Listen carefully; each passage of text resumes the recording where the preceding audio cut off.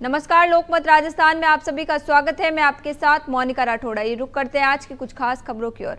PCC chief Govind Singh Dotasra ने केंद्र सरकार पर संस्थाओं के दुरुपयोग का आरोप लगाते हुए उपराष्ट्रपति के बयान को लेकर निशाना साधा है। डोटासरा ने कहा कि ये लोग संवैधानिक पदों पर बैठे लोगों से आरएसएस के जरिए बुलवा रहे हैं कि समानता और धर्मनिरपेक्षता को ही हमारे संविधान से हटाना चाहिए। डोटासरा ने कहा, जब से नरेंद्र मोदी पीएम बनकर सत्ता में आए हैं, देश की संस्थाओं का दुरुपयोग कर रहे हैं। जो जनता से वादे किए वो पूरे नहीं कर रहे हैं। जब लोकसभा चुनाव के समय उन्होंने कहा कि हम संविधान बदलना चाहते हैं, लेकिन उस समय जनता ने उन्हें वोट की चोट दी। लेकिन अब तो संवैधानिक पदों पर बैठे लोगों से आरएसएस के जरिए बुलवा रहे हैं कि समानता और धर्मनिरपेक्षता को ही हमारे संविधान से हटना चाहिए। राजस्थान में यमुना नदी का पानी जल्द से जल्द लाने के लिए राज्य सरकार हर स्तर पर जुट गई है। एक तरफ जहां विस्तृत परियोजना रिपोर्ट 5 माह में तैयार करने की समय सीमा तय कर दी गई है, वहीं दूसरी ओर मुख्यमंत्री भजनलाल शर्मा ने हिमाचल प्रदेश और उत्तराखंड में बनाए जा रहे 3 प्रमुख बांधों के लिए भी 95 करोड़ रुपए स्वीकृत कर दिए हैं,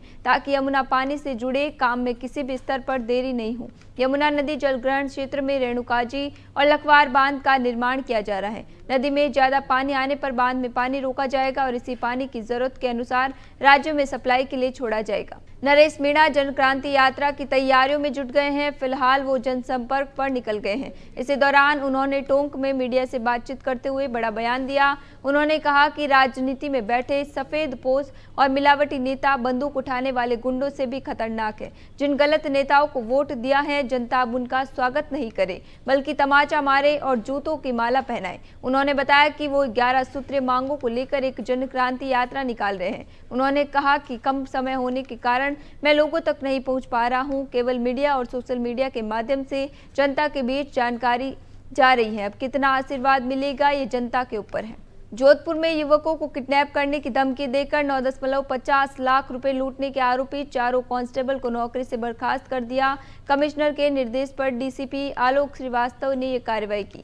5वें आरोपी कांस्टेबल समेत अन्य आरोपियों की तलाश की जा रही है। जानकारी के अनुसार बर्खास्त कांस्टेबल में पालड़ी सिद्धा निवासी राकेश पुनिया, नागौर के कुर्ची निवासी नरसिंह राम जाट, थोब निवासी जगमाल राम जाट और जालोर के बाड़वी में वाड़ा गांव निवासी लादूराम मेघवाल शामिल है। चारों के महामंदिर थाने में दर्ज केस में गिरफ्तारी के बाद निलंबित कर दिया गया था। वहीं सरदारपुरा थाने के कांस्टेबल ऋषभ जाट की लिप्तता सामने आने पर उसकी तलाश की जा रही है। मुख्यमंत्री भजनलाल शर्मा के नेतृत्व और प्रेरणा से 1 दिवसीय रोजगार मेले का आयोजन किया गया। यहां गुड़ामालानी में आयोजित इस 1 दिवसीय रोजगार मेले में हजारों की संख्या में युवा ने भाग लिया। साथ ही मेले में रोजगार के अवसरों से जुड़े। वहीं ये मेला कहीं ना कहीं प्रदेश बीजेपी सरकार के संकल्प को दर्शाता है, जिसमें कहा गया है कि हर हाथ को काम, हर सपने को उड़ान। साथ ही युवाओं को संदेश भी दिया गया है कि सरकार युवाओं के लिए समर्पित है। तिजारा के मुंडावर थाना इलाके में 5 साल के बच्चे का मर्डर करने का मामला सामने आया है। मुंडावर थाना पुलिस ने मिली जानकारी के अनुसार सराय गांव में मिस्त्री का काम करने वाले बिंटू का इकलौता बेटा लोकेश घर में खेलते खेलते अचानक लापता हो गया था। परिवार ने उसकी तलाश शुरू कर दी। घर मोहल्ले पड़ोस में जब लोकेश नहीं मिला तो परिजनों को चिंता हुई। गांव के लोगों ने मिलकर लोकेश को तलाशना शुरू किया, लेकिन उसका कहीं पता नहीं लगा। पुलिस को भी सूचना दी गई। पुलिस गांव में पहुंची और लोगों से पूछताछ की। लोग लोकेश की तलाश करते हुए सराय गांव के नजदीक खंडहर पड़ी हवेली में पहुंचे। यहां चारा डालने वाले कमरे में लोकेश का शव पड़ा मिला। सिर और हाथ पर चोट के निशान थे। शव मिलने के बाद चीख पुकार मच गई और पुलिस को सूचना दी गई। पुलिस भी इसे पहली नजर में मर्डर का केस मानकर जांच कर रही है। बूंदी जिले में बाढ़ बारिश से हाल बेहाल है। इससे जनजीवन भी काफी प्रभावित हुआ है। लोगों को अस्पताल जाने में भी काफी परेशानी का सामना करना पड़ रहा है। वहीं यहां एक प्रसूता को भी परेशानी का सामना करना पड़ा।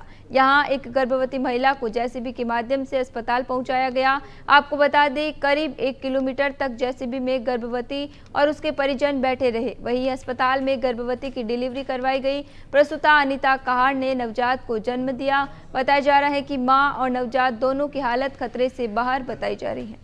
राजस्थान में भारी बारिश का असर बांधों और तालाबों में दिख रहा है। जयपुर के दूदू में नरेना डैम की पाल टूटने से कई ढाणियों से संपर्क टूट गया है। वहीं कनोता डैम ओवरफ्लो हो गया है। इसके अलावा बिसलपुर डैम भी करीब 90% भर गया है। मौसम केंद्र जयपुर के निदेशक राधेश्याम शर्मा ने बताया कि राजस्थान में अब भारी बारिश के दौर से लोगों को राहत मिलेगी। अगले 3 से 4 दिन राज्य के ज्यादातर हिस्सों में मौसम साफ रह सकता है, लेकिन एक बार फिर 27 से 28 जुलाई से राज्य में फिर से तेज बारिश की गतिविधियां शुरू होने की संभावना है। फिलहाल के लिए इतना ही। फिर लौटेंगे एक नए सच के साथ। तब तक के लिए दीजिए इजाजत। नमस्कार।